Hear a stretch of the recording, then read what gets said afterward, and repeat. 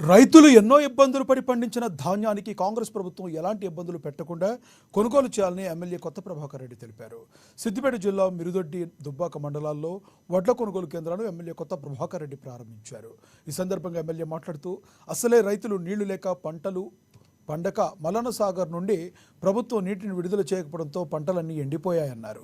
రైతులు పండించిన ధాన్యానికైనా గిట్టుబాటు ధర కల్పించి మార్కెట్ యార్డ్లో అన్ని వసతులు ఏర్పాటు చేసి రైతులకు తగిన న్యాయం చేయాలని ఎమ్మెల్యే కొత్త ప్రభాకర్ రెడ్డి తెలిపారు. ఇప్పటికే చాలా బాధలు ఉన్నారు.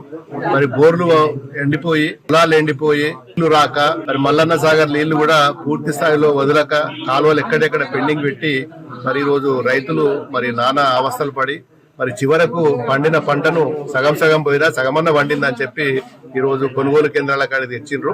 మరి నేను కూడా ప్రభుత్వాన్ని మరి దీనికి సంబంధించిన డిపార్ట్మెంట్ ను కూడా మరి మీరందరూ కూడా దగ్గరుండి మరి సరి అయిన టైంలో మరి దీన్ని ప్రొక్యూర్మెంట్ చేసి లారీలు పంపించి, అదేవిధంగా సంచులు కానీ లారీలు కానీ దీనికి సంబంధించిన హమాలి కానీ సమయానికి పంపించి రైతులను ఆదుకోవాల్సిందిగా మీరు విజ్ఞప్తి చేస్తున్నా.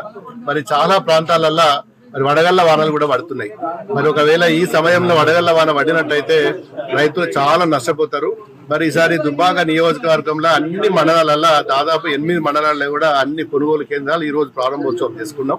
ఇంకా కూడా చాలా ఉన్నాయి ప్రారంభోత్సవం చేసుకోవాల్సినవి.